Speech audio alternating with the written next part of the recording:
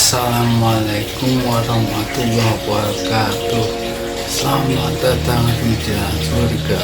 Semoga ceramah kali ini yang dibuatkan Ustadz Abu Hurairah bisa membuat tebal iman kita kepada Allah Subhanahu wa Ta'ala. Tes.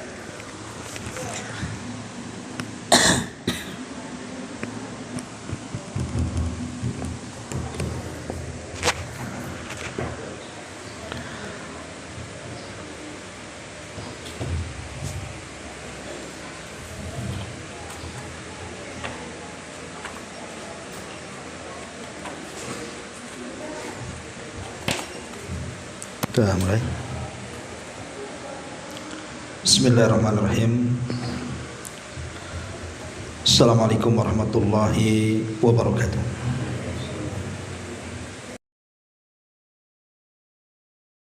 Wassalatu wassalamu ala rasulillah wa ala alihi wa sahbihi wa mawalah wa la hawla wa la quwata illa billahi wa ba'd. Alhamdulillah, segala puja dan puji hanya milik Allah Subhanahu wa Ta'ala. Salawat dan juga salam tahdiahkan kepada Rasul kita Nabi besar Muhammad sallallahu alaihi wa ala alihi wasallam. Kita lanjutkan kajian kita, masih membahas Jawami'ul Kalim, ucapan-ucapan singkat dari Nabi sallallahu alaihi wasallam namun memiliki untaian makna yang dalam, dari kitab Bahjah Qulubil Abrar. Dan kita masuk pada poin ke-18, kezaliman adalah kegelapan. Kita baca hadisnya. An Abdullah ibni Umar radhiyallahu anhuma qala Rasulullah sallallahu alaihi wasallam az-zulmu zulumatun yaumal qiyamah, muttafaqun alaihi. Dari Abdullah ibn Umar radhiyallahu anhuma, beliau berkata, Nabi sallallahu alaihi wasallam bersabda, kezaliman itu adalah kegelapan pada hari kiamat. Hadis ini disepakati oleh Al-Imam Al-Bukhari dan juga Muslim. Ma'asyiral muslimat yang dimuliakan Allah Subhanahu wa Ta'ala, kita tahu bahwa Allah Subhanahu wa Ta'ala sangat mencintai keadilan dan sangat membenci kezaliman.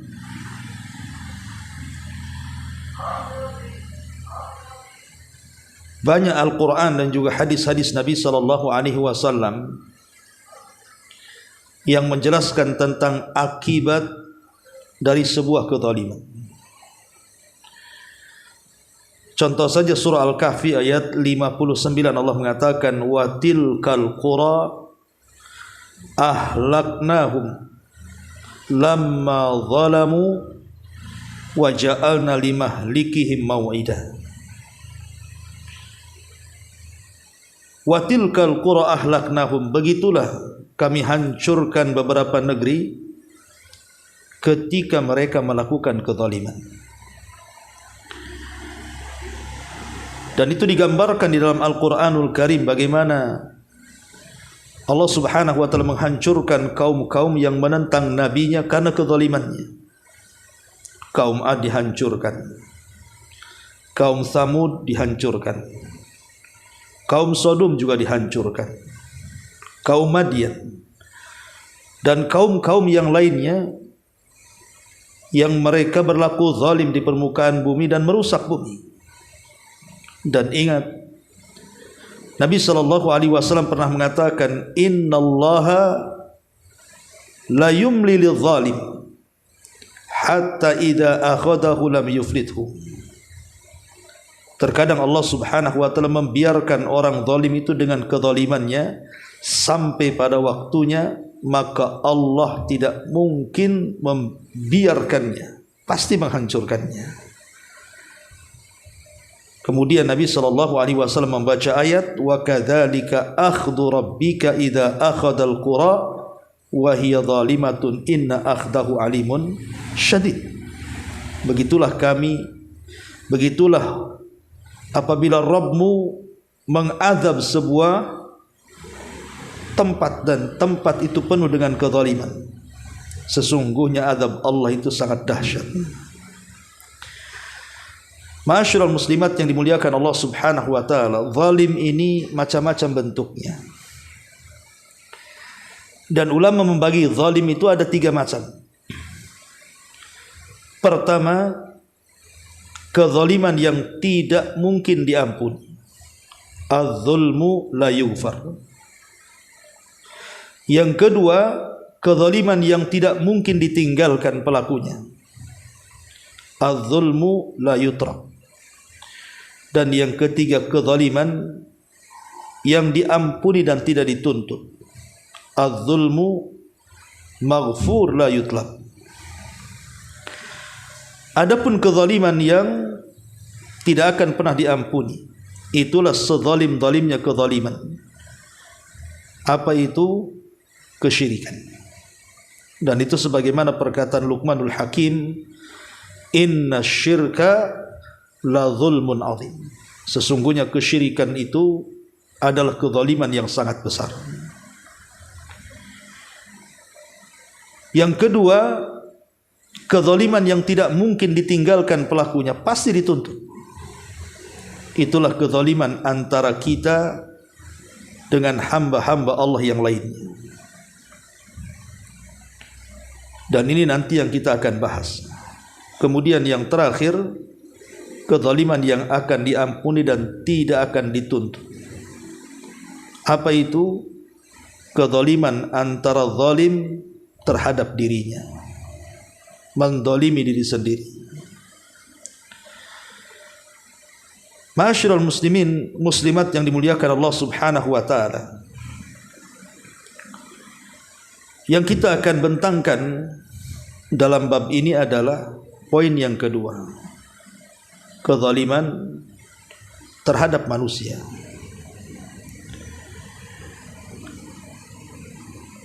Disebutkan di beberapa dalil dalam Al-Quran dan hadis-hadis Nabi sallallahu alaihi wasallam, bagaimana dahsyatnya dosa orang-orang yang melakukan kezaliman dan bagaimana dahsyat akibatnya. Bagaimana Nabi sallallahu alaihi wasallam ketika menceritakan tentang kisah orang yang mengambil sejengkal tanah, apa kata Rasul? Man zalama kida shibrin minal ardi tawwaqahu Allahu yaumal qiyamah min sab'i aradin. Siapa yang mengambil sejengkal saja tanah orang,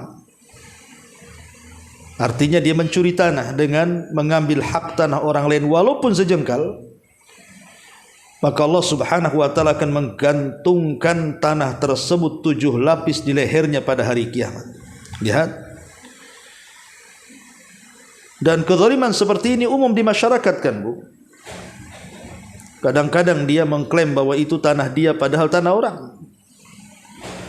Atau sengaja menggeser patok padahal tanah dia tidak sampai di situ.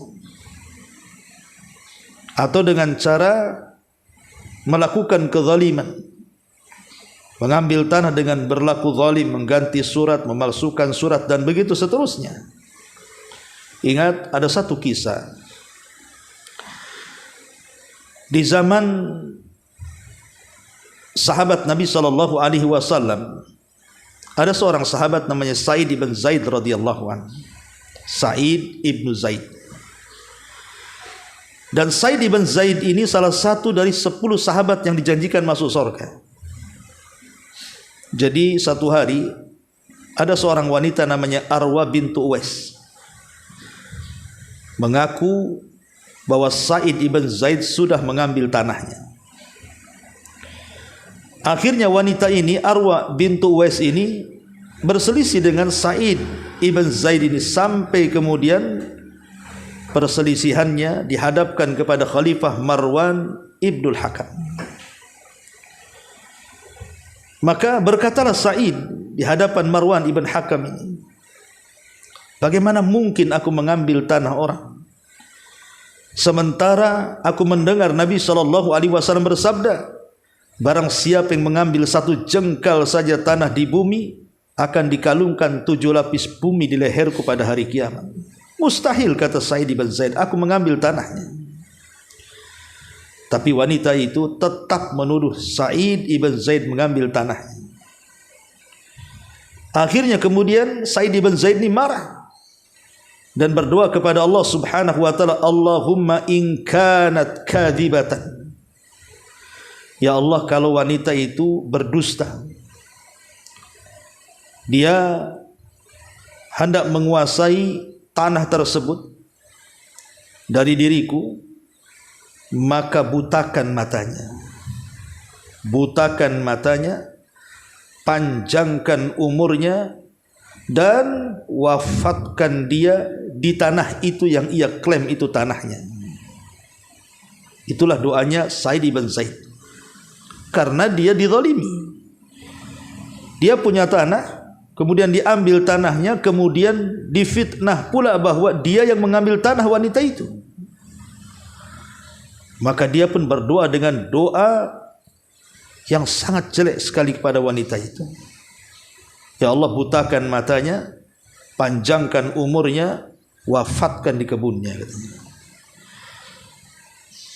Maka setelah lama waktu berlalu, betul-betul Allah Subhanahu wa taala kabulkan Sa'id ibn Zaid bahwa dia tidak bersalah. Yang bersalah itu adalah wanita tadi. Dia hendak mengambil tanah Sa'id ibn Zaid. Dengan berlalunya waktu, rupanya wanita itu dipanjangkan usianya. Setelah dia tua, Allah butakan matanya. Dan ketika dia berjalan di kebun tersebut, dia tersandung, kemudian terperosok ke dalam lubang di kebunnya, dan dia pun meninggal dunia. Na'udzubillah. Lihat bagaimana Allah Subhanahu wa taala terkadang menyegerakan hukuman kezaliman di dunia sebelum akhirat. Itulah yang disyaratkan dalam sabda Nabi SAW, ma min dzambin ajjalallahu uqubatahu fid dunya qabla al-akhirati al-baghyu wa qati'atur rahim. Ada dosa, kata Rasul, yang terkadang disegerakan hukumannya di dunia sebelum akhirat. Salah satunya adalah al-baghyu, kezaliman. Allah segerakan tuh hukumannya di dunia. Na'udzubillah. Ya. Ma'asyiral muslimat yang dimuliakan Allah Subhanahu wa taala. Ataupun kezaliman dengan cara membunuh orang lain. Sekarang kan membunuh itu, Bu, perkara mudah. Bukan perkara sulit. Nyawa itu hari ini tidak ada harganya kan. Saya pernah lihat di YouTube itu, daerah mana di Indonesia ini, hanya gara-gara tersinggung dengan klakson, Bu. Tersinggung dengan klakson mobil. Tiba-tiba dia keluar, ambil golok, kemudian dibacok tuh orangnya. Subhanallah, hanya gara-gara klakson bisa melakukan pembunuhan. Hanya gara-gara parkiran orang bisa melakukan pembunuhan. Hanya gara-gara hutang pihutang yang tidak seberapa bisa melakukan pembunuhan. Hanya gara-gara tersinggung bisa melakukan pembunuhan. Betul kata Nabi SAW, nanti di akhir zaman itu terkadang orang yang membunuh tidak tahu alasannya kenapa dia membunuh, dan orang yang dibunuh makin bingung kenapa dia bisa dibunuh. Itulah karena murahnya nyawa manusia di akhir zaman itu. Ma'asyiral muslimat yang dimuliakan Allah Azza wa Jalla, ingat Abdullah bin Abbas radhiyallahu anhuma pernah menceritakan tentang kisos pada hari kiamat. Nanti orang-orang yang dibunuh itu akan datang menghadap Allah Subhanahu wa taala tanpa kepala. Kemudian kepalanya dipegang tangan kanannya, tangan kirinya menyeret orang yang membunuhnya. Kemudian dia menghadap Allah dan mengatakan, "Ya Rabb, sal hadza lima qatalani." Ya Rabb, tanya orang ini kenapa dia sampai membunuhku. Akhirnya Allah Subhanahu wa taala merintahkan malaikat untuk menyeret pembunuh ini dan dimasukkan ke dalam neraka. Naudzubillah. Itu di akhirat jelas. Di dunia dahulu ada seorang laki-laki tidak punya tangan, tidak punya kaki. Dua-duanya putus, kakinya putus, tangannya putus. Ditambah-tambah pula matanya buta. Kemudian dia berteriak-teriak dan mengatakan, celaka aku, pasti aku masuk neraka, katanya. Kemudian ada orang yang bertanya, ya fulan, kenapa kamu ini?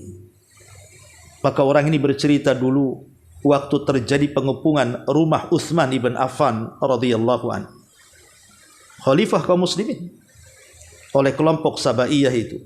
Aku salah satu yang ada dalam barisan pembunuh Utsman itu.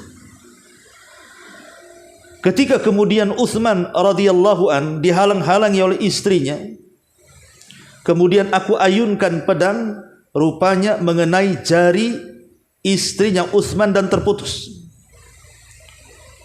Tiba-tiba kemudian Utsman mengatakan, malaka ya fulan, kenapa engkau ini wahai fulan memutus jari jemari istriku?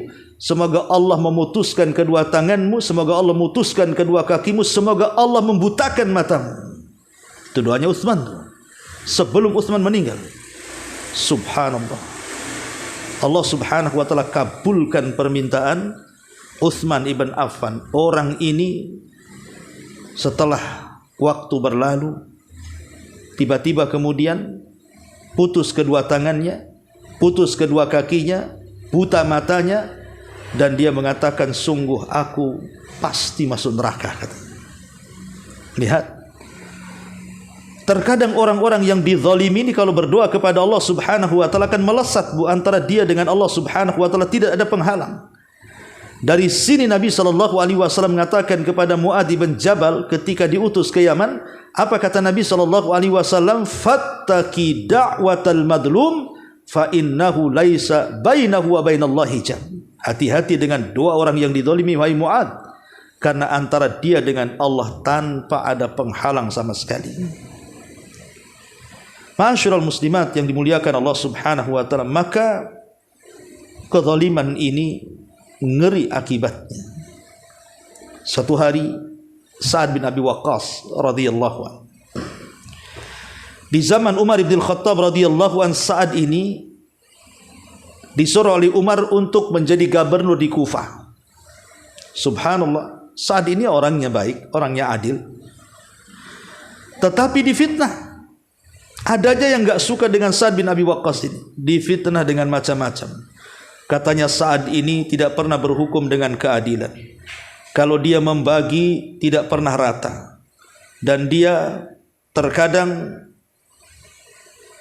suka-suka menyendiri dan tidak memperhatikan rakyatnya. Macam-macam tuduhan orang yang hasad kepada Sa'ad bin Abi Waqqas radhiyallahu anhu.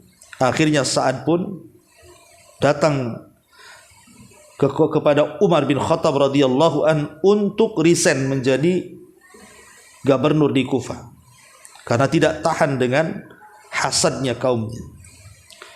Akhirnya kemudian Umar pun ingin membuktikan apakah betul bahwa Sa'ad itu seperti itu. Maka kemudian Umar pun bertanya-tanya kepada penduduk Kufah. Tapi kebanyakan penduduk Kufah itu senang dengan Sa'ad bin Abi Waqqas, kecuali hanya beberapa gerintil orang yang hasad dan kemudian memfitnah Sa'ad bin Abi Waqqas.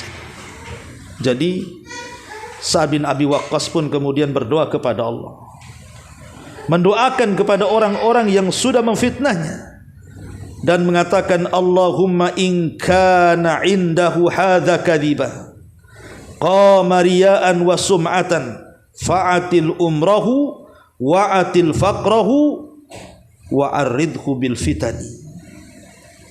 Ya Allah, jikalau perkataan satu orang itu yang sudah memfitnahku itu sebuah kedustaan, aku tidak sebagaimana yang mereka tuduhkan. Dan dia memfitnah aku itu gara-gara ria dan sum'ah saja, panjangkan umurnya, panjangkan kefakirannya, banyakkan fitnah dalam kehidupannya. La ilaha illallah. Subhanallah. Ada kakek-kakek yang di masa muda dia memfitnah Sa'd bin Abi Waqqas itu. Betul, rupanya panjang umurnya. Kemudian dia pun berjalan di jalan-jalan raya menjadi peminta-minta, menjadi pengemis. Dan banyak fitnah yang menderanya. Dia dihina manusia, dilempari manusia, pokoknya seolah-olah manusia yang tidak ada harganya. Lihat. Maka hati-hati. Hati-hati orang-orang yang zalim terhadap doa orang-orang yang dizalimi. Karena orang-orang yang dizalimi ini, walaupun dia orang kafir, maka Allah akan bersama orang yang dizalimi walaupun dia kafir. Bukan karena kekafirannya, tapi karena Allah tidak suka dengan kezalimannya dan Allah suka dengan keadilan. Makanya hati-hati kepada orang kafir saja tidak boleh kita berbuat zalim, apalagi kepada orang Islam. Abdullah ibn Mas'ud al-Badri, Abi Mas'ud al-Badri radhiyallahu anhu, dia mengatakan, satu hari aku pernah memukul budakku dengan pecut. Tiba-tiba kemudian di belakang Abi Mas'ud ini ada suara dan mengatakan, "I'lam ya Aba Mas'ud, i'lam ya Aba Mas'ud, ketahuilah wahai Aba Mas'ud," katanya, bahwa kau bisa melakukan sesuka hatimu kepada budakmu, tapi di sana ada zat yang jauh lebih bisa menghukummu, maksudnya Allah Subhanahu wa taala. Ketika dia melirik, rupanya Nabi. Maka kemudian dia pun menyesal dan mengatakan, wallahi la adrib mamlukan abada. Kalau begitu ya Rasul, aku tidak mungkin memukul seorang budak selamanya.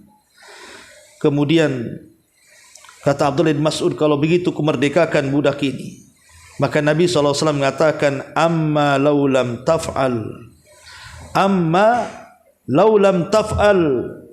la lafahatkan naru au la massatkan naru.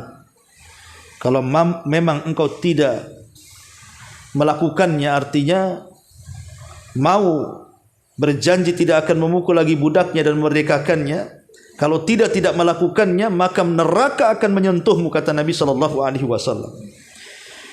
Lihat bagaimana Nabi SAW mengancam Abu Mas'ud al-Badri dan mengatakan, kalau engkau terus melakukan seperti itu, neraka akan menyentuhmu, katanya.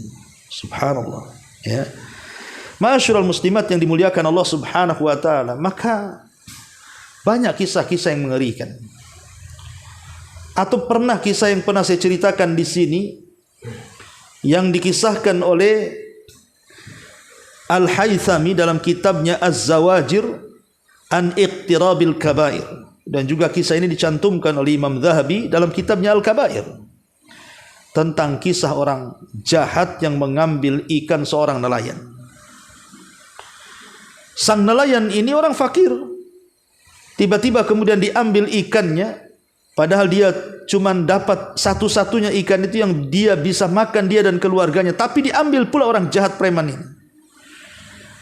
Dengan bangganya dan merasa tidak bersalah mengambil ikan itu, dia ambil kemudian pulang.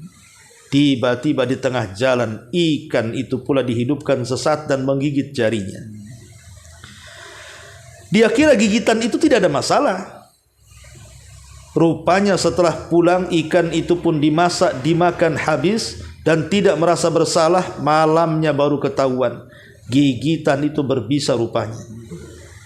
Dia pun mengalami rasa sakit yang tidak ada yang tahu kecuali Allah. Menjerit-jerit.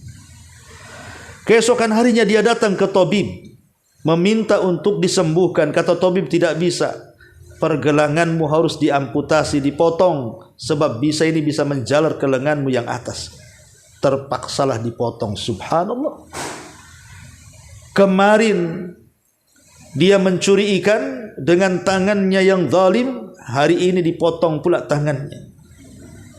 Terkadang Allah Subhanahu wa taala membayar cash orang-orang yang zalim mengambil hak orang lain itu. Kemudian dia pikir setelah dipotong pergelangan tangannya sembuh, rupanya bisa itu menjalar sampai ke sikutnya. Akhirnya diamputasi lagi. Ketika sampai di sikut, rupanya bisa itu menjalar sampai kemudian ke lengan atasnya. Dokter heran, tabib heran, kemudian bertanya, penyakitmu ini apa? Kok aneh katanya. Biasanya penyakit yang seperti ini mudah ditangani, tapi penyakitmu tidak bisa ditangani. Ada apa denganmu? Kemudian sang preman orang jahat ini menceritakan bahwa penyebabnya karena gigitan ikan. Kemudian diceritakan kenapa sampai digigit ikan. Intinya sang tabib pun mengatakan, demi Allah, sebelum ku potong tanganmu dari awal kali kau datang, kalau kau datang kepada orang pemilik ikan dan meminta dimaafkan, tidak mungkin ku potong tanganmu. Kalau ingin selamat, carilah orang yang ku ambil ikannya itu. Dicari, ya, sampai ketemu. Setelah ketemu dia minta maaf, samihni ya fulan, minta maaf aku wahai fulan, karena melihat kondisinya yang sudah dipotong tangannya. Akhirnya sang nelayan pun memaafkannya. Setelah itu tiba-tiba hilang sakitnya dan tidak jadi dipotong kembali tangannya. Dia bergembira. Kemudian dia berteriak-teriak di jalan-jalan dan mengatakan, man ra'ani fala yadlim ahada. Siapapun yang melihatku jangan pernah zalim kepada siapapun, nanti nasibnya sama dengan aku, katanya. Lihat bagaimana ini kezaliman yang luar biasa yang dilakukan orang ini. Allah bayar cash di dunia. Maka jangan pernah berlaku zalim. Ma'asyiral muslimat yang dimuliakan Allah Subhanahu wa taala. Satu hari dari Jabir bin Abdullah radhiyallahu anhu bercerita, jadi sahabat-sahabat yang pulang dari Habasyah, kan sahabat kan sebagiannya hijrah ke Habasyah karena tekanan orang-orang Quraisy Mekah, terpaksa mereka harus hijrah ke negeri Ethiopia, Habasyah. Lah sepulang para sahabat dari Habasyah dan gabung di kota Madinah itu, Nabi SAW ingin mendapatkan cerita dari mereka. Cobalah ceritakan, kata Rasul kepada para sahabat yang baru pulang dari Habasyah itu, kira-kira ada enggak kejadian aneh yang kalian lihat di Habasyah itu? Maka sahabat mengatakan, iya, kami pernah melihat sesuatu yang aneh. Kata Rasul, ceritakan. Maka salah seorang sahabat yang pulang dari Habasyah mengatakan, ya Rasulullah, ketika aku berada di Ethiopia, ada seorang kakek, dan kakek ini seorang padri, sudah tua, sedang memikul air. Tiba-tiba ada anak muda mendorong kakek itu sampai tersungkur dan airnya kemudian tumpah.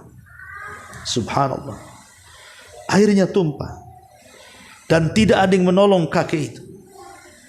Padahal banyak orang di sekitar itu yang menontonnya tapi membiarkan.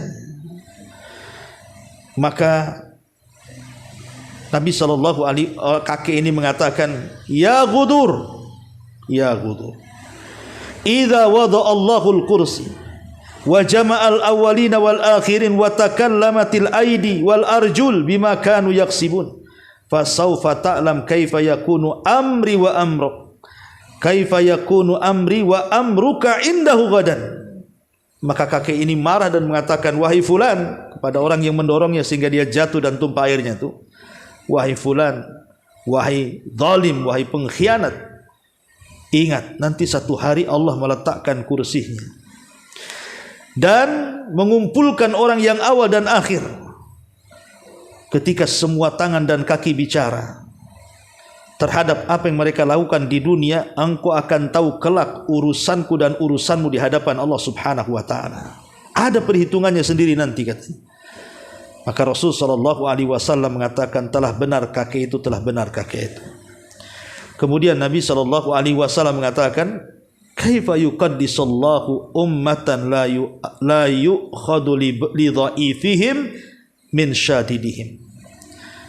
Kata Nabi SAW, bagaimana mungkin Allah membersihkan sebuah kaum yang tidak menolong orang-orang lemah yang sedang didolimi orang-orang kuat itu? Kenapa mereka diamkan? Ya.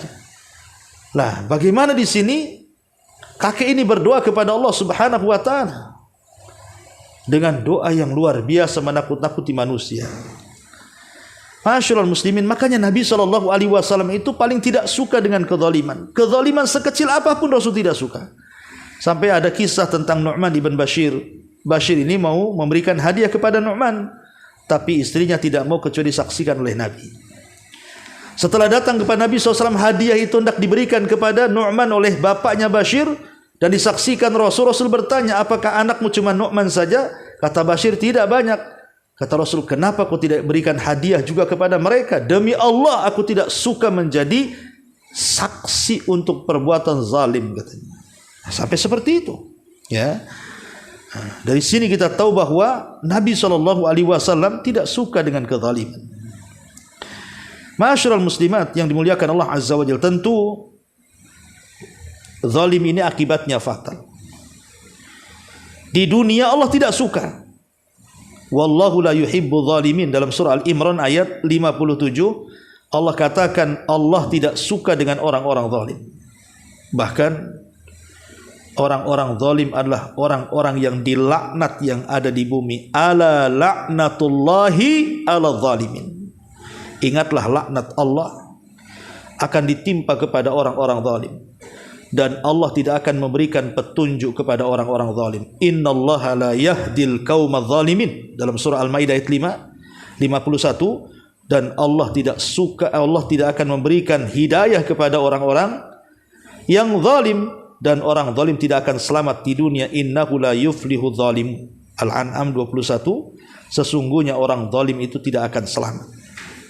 Jadi ingat, orang zalim tidak akan selamat. Sehebat apapun mereka menyembunyikan kezalimannya, sehebat apapun mereka berusaha untuk menutupi kezalimannya, Allah Subhanahu wa ta'ala tidak mungkin lalai dengan orang-orang zalim. Wala tahsabannallaha ghafilan amma ya'malu zalimun. Jangan kau kira Allah itu lalai terhadap orang-orang zalim. Allah tidak akan membiarkan orang-orang zalim. Makanya orang zalim tidak akan selamat tuh di dunia itu. Pasti akan ada imbasnya, akan ada akibatnya. Ya. Adapun di akhirat sudah jelas. Di akhirat orang-orang yang zalim itu sudah jelas-jelas akan mendapatkan kegelapan pada hari kiamat. Az-zulmu zulumatun yaumal qiyamah. Orang-orang zalim itu mereka akan mengalami kegelapan pada hari kiamat, dan mereka tidak ada kawan, tidak ada yang memberikan syafaat kepada mereka. Dan yang jelas, wa ma lidh-dhalimina min ansar.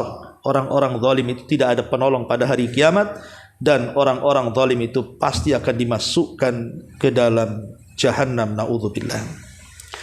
Ma'asyiral muslimat yang dimuliakan Allah Subhanahu wa taala, tentu yang namanya kezaliman itu kan pasti ada sebabnya. Ada sebabnya. Apa saja sebab orang itu berlaku zalim itu? Pertama, karena mengikuti langkah setan. Ya ayyuhalladzina amanu udkhulu fis silmi kafah wa la tattabi'u khutuwati syaitan. Wahai orang-orang yang beriman, masuklah ke dalam agama menyeluruh dan jangan mengikuti langkah-langkah setan. Setanlah yang menghembuskan di hati-hati orang-orang zalim untuk berlaku zalim. Yang kedua, hawa nafsu. Karena Allah yang mengatakan inna nafsala ammaratun bisu. Sesungguhnya jiwa itu selalu memerintahkan kepada keburukan. Dan yang ketiga, bukan hanya jiwa yang buruk, tapi hawa nafsu yang diikuti. Teman-teman yang jahat, lingkungan yang tidak baik.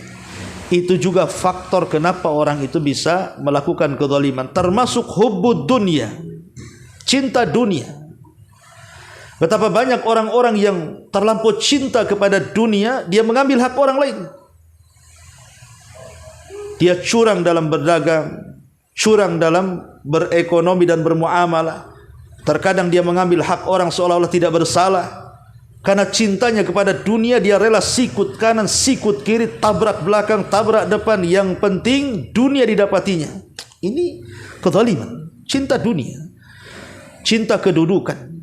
Orang kalau sudah duduk di sebuah kursi kekuasaan, sulit untuk turun. Biasanya dia melakukan kezaliman supaya kekuasaannya tidak hilang dari kursinya. dan banyak penyebabnya. Ya. Ma'asyiral muslimat yang dimuliakan Allah Azza wa Jalla, dari sinilah pentingnya kita berusaha untuk menjauhi kezaliman. Bagaimana caranya? Pertama, ya, ingat bahwa kezaliman itu ada balasannya. Tidak di dunia, pasti di akhirat.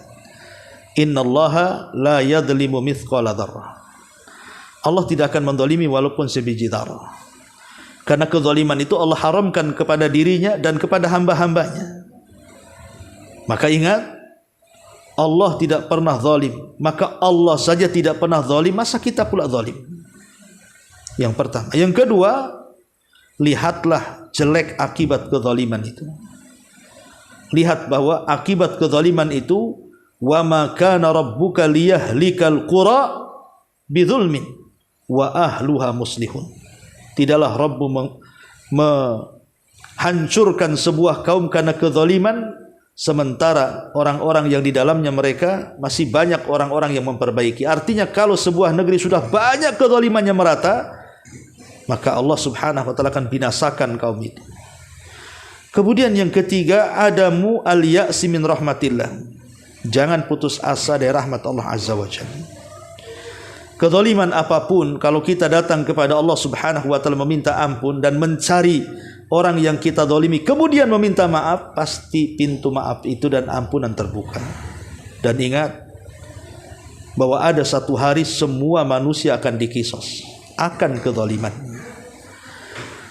Bukankah Nabi SAW ketika berbicara soal muflis, orang yang bangkrut pada hari kiamat, apa kata Nabi SAW? Tahukah kamu orang yang bangkrut pada hari kiamat? Sahabat mengatakan, oh, orang bangkrut itu orang yang enggak punya harta, orang yang gulung tikar usahanya.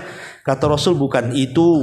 Tapi orang yang bangkrut itu orang yang datang membawa pahala solat, pahala puasa, pahala zakat, pahala-pahala ibadah yang lainnya. Tapi di satu sisi dia pernah mencaci maki si fulan, menghina si fulan, mengambil hak orang, membunuh orang dan begitu seterusnya. Maka akan dihadapkan antara orang yang zalim dan yang dizalimi. Kemudian di situ terjadi barter pahala dan dosa. Subhanallah, ya, akan terjadi barter pahala dan dosa. Kata orang yang dizalimi kepada orang yang zalim, dulu kau di dunia menzalimi aku, serahkan pahalamu. Akhir diserahkan pahalanya sedikit sampai habis.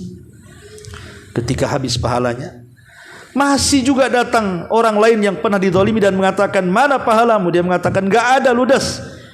Dia mengatakan, enggak apa-apa, kalau kau tidak punya pahala enggak apa-apa, tapi tolong titip dosaku kepadamu. Akhirnya dosanya dititipkan kepada orang yang zalim karena enggak punya tebusan pahalanya. Bayangkan apa enggak bangkrut, pahalanya hilang, dosa orang pula ditanggung. Itulah bangkrut. Ya, maka jangan putus asa dari rahmat Allah Azza wa Jalla, dan ingat bahwa satu hari nanti kezaliman itu pasti dibalas, karena ada kisos di hadapan Allah, Zat yang akan menegakkan kisos seadil-adilnya. Dan perbanyaklah zikir dan istighfar. Walladzina idza fa'alu fahishatan aw zalamu anfusahum dzakarullaha wastaghfaru lidzunubihim.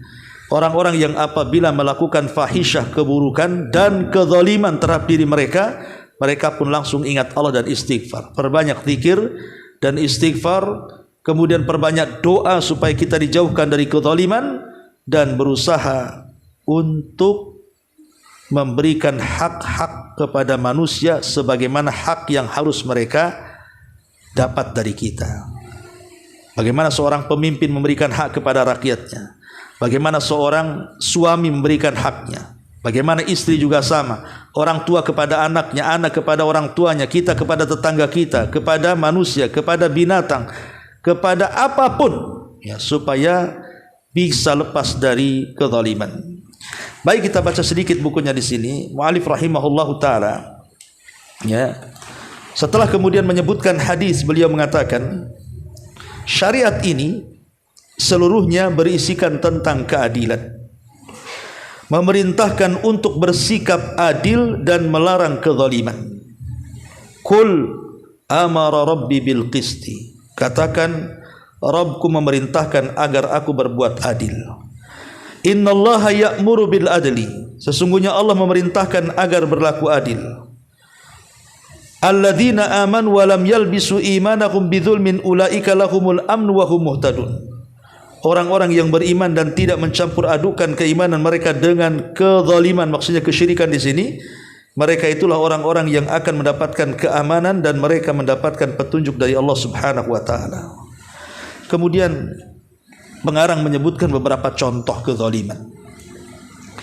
Termasuk sikap zalim, kata pengarang, adalah meninggalkan perkara-perkara yang telah disebutkan di atas sebagai bentuk sikap adil, artinya menunaikan hak-hak nabinya yang berupa keimanan terhadap beliau.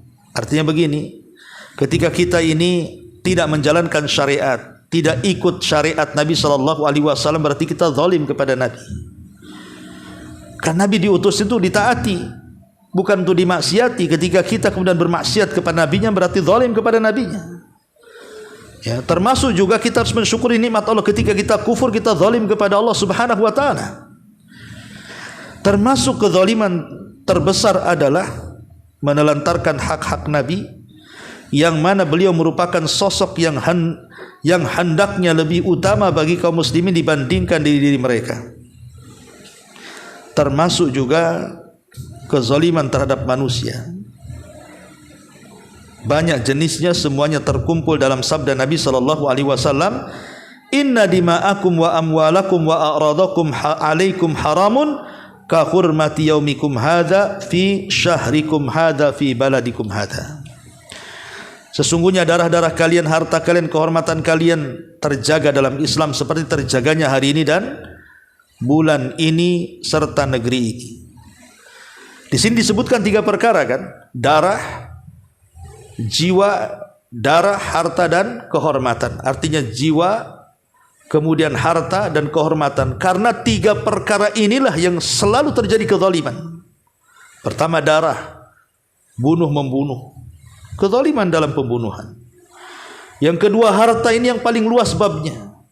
Seorang pedagang melakukan kecurangan kepada pembeli dengan mengurang-urang takaran, mengurang-urang timbangan dan begitu seterusnya. Ini zalim. Zalim.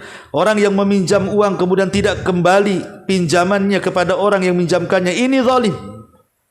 Ya. Orang yang kemudian mengambil hak orang lain, mencuri barang orang, ini zalim. Kemudian juga pelit, tidak memberikan hak-haknya, juga zalim. Ada orang miskin butuh makan, kita sanggup memberikan makan, kemudian kita tidak memberikan makan, pelit, bakhil, ini pun zalim. Pokoknya perkara harta ini kemana-mana, ya. Termasuk kehormatan, menggibah, menghina, mencaci, memaki, membuli, memfitnah, itu semua bicara tentang kezaliman kehormatan. Maka kezaliman dengan seluruh jenisnya merupakan kegelapan di hari kiamat. Pelakunya akan dibalas sesuai dengan kadar kezalimannya yang dilakukannya. Orang-orang yang zalim akan mendapatkan, orang-orang yang dizalimi akan mendapatkan kebaikan orang-orang yang menzaliminya. Jika mereka sudah tidak memiliki kebaikan, maka akan diambil kejelekan dari mereka, orang-orang yang dizalimi, dan akan dipikulkan kepada orang-orang yang menzaliminya. Ma'asyiral muslimat yang dimuliakan Allah Subhanahu wa taala. Jadi kezaliman ini adalah kegelapan pada hari kiamat. Maka jauhi perbuatan zalim. Jauhi perbuatan zalim. Betapa banyak seorang bos yang punya perusahaan mendolimi karyawannya, tidak menggajinya dengan baik, ataupun memeras tenaganya tapi tidak cukup balasannya. Ataupun mungkin seorang karyawan kepada bosnya, dia mencuri-curi waktu, tidur saat bekerja, dia lalai ketika tidak diawasi. Ini dua-duanya zalim, ya. Atau mungkin seorang majikan kepada pembantunya. Kita sering mendengar ada pembantu disiksa, disetrika, bahkan dibunuh, bahkan sampai gila. Zalim nih seorang majikan kepada pembantunya. Atau kita juga melihat ada orang-orang yang hendak melakukan kebaikan, mau ngaji, dibubarin pengajiannya. Ini zalim, ya, karena menghalang-halangi dari jalan Allah Subhanahu wa taala. termasuk berdusta, mencegah orang berzikir kepada Allah Azza wa Jal, meninggalkan hukum syar'i, dan begitu seterusnya. Jadi zalim ini kemana-mana gitu ya. Zalim ini kemana-mana. Termasuk juga ada 3 orang, Bu. Ini untuk mengakhiri kajian kita. Ada 3 manusia, jangan coba-coba melakukan kezaliman. Ini fatal nantinya. Zalim itu jahat, dosa. Tapi khusus kepada 3 orang ini hindari. Bahaya. Kalau ibu sampai melakukan kezaliman kepada 3 orang ini, bahaya. Siapa mereka?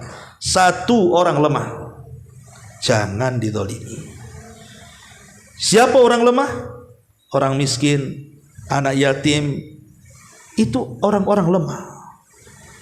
Abu Darda radhiyallahu anhu mengatakan, iyyaka wa dam'atal yatim wa da'watal madlum fa innaha tasri bil laili wan nasu niyam. Kata Abu Darda, hati-hati, jangan sampai anak yatim itu menangis gara-gara kita. Jangan sampai fakir miskin menangis gara-gara kita. Karena kalau mereka sudah berdoa, doanya melesat ke langit di malam hari, sementara engkau sedang tertidur. Hati-hati, doa mereka mustajab. Ya, sempat mereka mendoakan keburukan kepada kita, habis kita. Yang kedua, orang tua. Jangan zalim kepada orang tua. Karena Nabi SAW mengatakan, ma min dzambin ajdar an yu'ajjilallahu uqubatahu yaumal qabla an yu'ajjilallahu uqubatahu fid dunya qabla al-akhirah al-baghyu wa qati'atur rahim. Tidak ada dosa yang disegerakan hukumannya di dunia sebelum akhirat. Salah satunya kezaliman dan memutus silaturahim. Memutus silaturahim, durhaka kepada orang tua. Jangan sampai orang tua berdoa keburukan kepada kita. Kalau ia sampai berdoa keburukan, habis kita. Dan yang ketiga, jangan mendolimi wali-wali Allah. Orang-orang soleh, orang-orang yang nampak taat, orang yang tampak alim, orang yang mungkin dikiaikan, diustadkan, orang-orang yang mungkin walaupun tidak kiai, tidak ustad, tapi nampaknya soleh, suka ke masjid, suka ngaji, suka zikir, ramah, santun. Jangan mendolimi mereka. Karena kalau sampai mendolimi mereka, Allah yang mengatakan, man adali waliyan faqad adzantuhu bil harbi. Siapapun yang memusuhi wali-waliku, maka dia telah mengumandangkan perang melawanku. Siapa yang akan menang melawan Allah Subhanahu wa taala? Maka inti pembahasan bahwa kezaliman itu kegelapan pada hari kiamat. Hindarkan semua jenis kezaliman, baik zalim kepada Allah berupa syirik, zalim kepada manusia berupa apa yang sudah saya jelaskan, menggibah, menghina, memukul, merendahkan, mengambil haknya, membunuhnya, dan begitu seterusnya.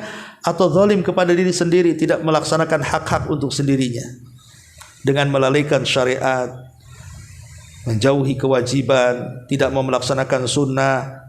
Ada kesempatan berbuat baik kemudian diabaikan, itu zalim kepada diri sendiri itu. Oleh karena itulah maka jauhi semua jenis kezaliman, karena Allah sudah mengharamkan kepada dirinya kezaliman, dan Allah pun melarang hamba-hambanya untuk berlaku zalim. Maka jangan saling menzalimi. Wallahu a'lam bishawab. Ini yang bisa sampaikan, mudah-mudahan ada manfaatnya. Sebelum saya tutup, silahkan kalau ada yang mau bertanya. Wallahu a'lam.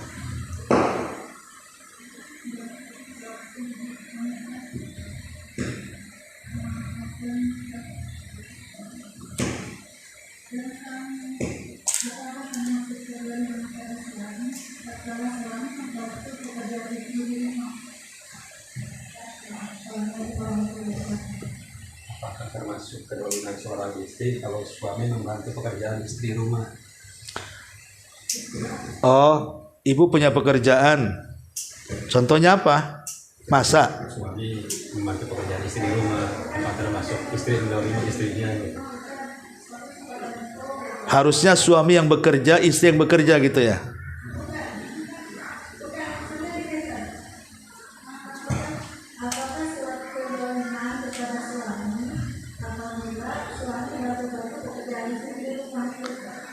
Nyapu, ngepel, masak gitu ya.